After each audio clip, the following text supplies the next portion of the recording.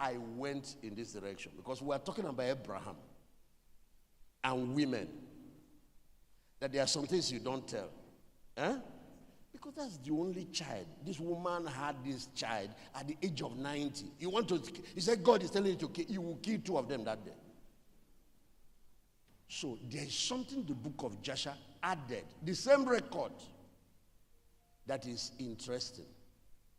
What did Abraham tell Sarah that time you were taking Isaac? He didn't tell Sarah that I'm taking Isaac so that we can go and make sacrifice. She will ask, where is the lamb? You know what he told her? Abraham, Isaac, and Jacob have a place they send their children for mentorship, to train them in priesthood. Guess where they send them? To the house of Noah. Do you remember that Noah lived for 950 years? Do you remember that? They see future generations. Almost 1,000 years.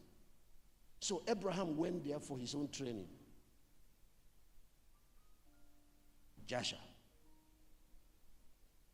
So he told Sarah, I'm taking Isaac to the house of Noah so he can begin to learn priesthood and be trained for his future in ministry.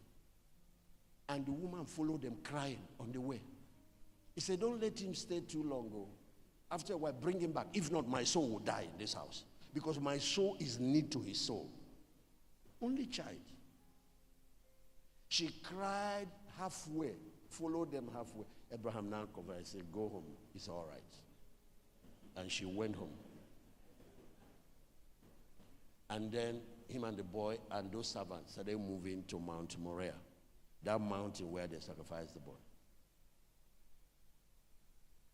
If he returned and that boy didn't come back with him, he would have buried his wife that day.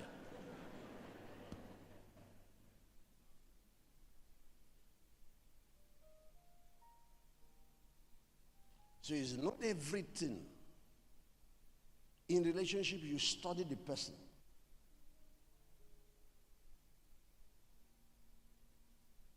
If your wife is the type that finds it very hard to forgive, it's not every matter in church.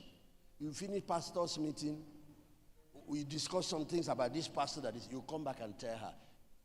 You can send your wife to hell because of that.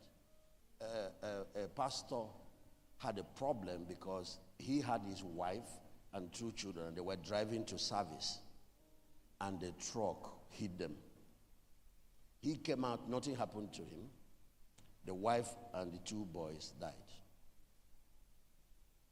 So the church came, they did burial. But after the burial, the pastor refused to come to church. Yeah, this is true life. He refused. He was staying at home. Brethren were coming to encourage him. He said no. That God disappointed him. That God did not keep his covenant. So one Sunday, everybody went to church. He sat at home. Jesus paid him a visit. And he came with the 2 boys. He said, I do this only once in a while. I want you to know that you don't know what happened behind the scene. Let your own sons tell you. So he was so excited. The boys came in and said, Daddy, we're in heaven.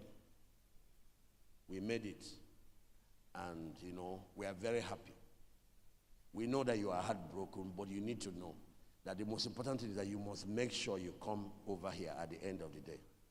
You preached it in church, make sure you don't fall out and all of that. So he now said, okay. Where is your mom? He said, she didn't make it.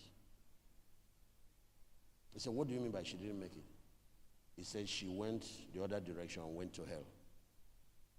Then the man started crying again. He said, Lord, why? Why did you only save the children and didn't save her? He now said, he said, your wife, that's what caused the accident in the first place. She has been in bitterness with the leader of the women ministry. She, as a pastor's wife, you don't go and take up something you are not called to do. Check your ministry. If your ministry is children, go into children. If your ministry is music ministry, you can be in the choir. Or if you want to lead a choir, if your ministry is women ministry, go and lead women. Just because pastor's wife normally lead women doesn't mean you should. Some of you don't have the temperament. Your own bitterness is so.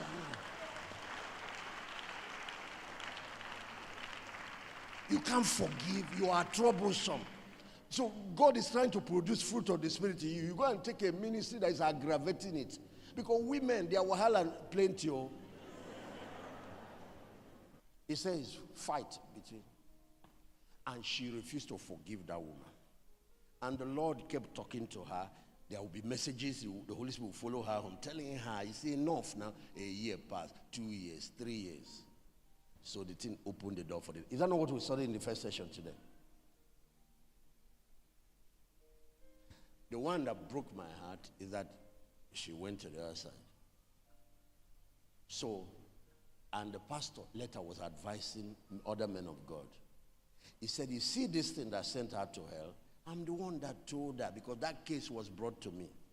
I know my wife that she doesn't forget. I shouldn't have told her. I know her. Forgiveness is her problem. I should not have told her what happened. He said after the Lord left that I started bearing guilt again that I contributed.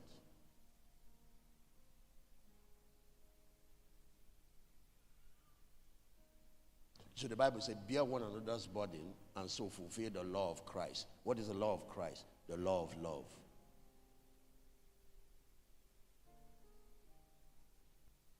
But another woman, she's like a warrior. She can even take things more than you, the man. See? So it's not a hard and fast rule. You have to study the situation. Just like what I said about managing money. There are some ladies, they will be the one, you are trying to even shop for her, buy her things. She will be the one even talking to you that we have not saved for the children's school fees, or we have not saved for house rent, or that we have to plan for January. Or you have that kind of wife, make her manager of family resources.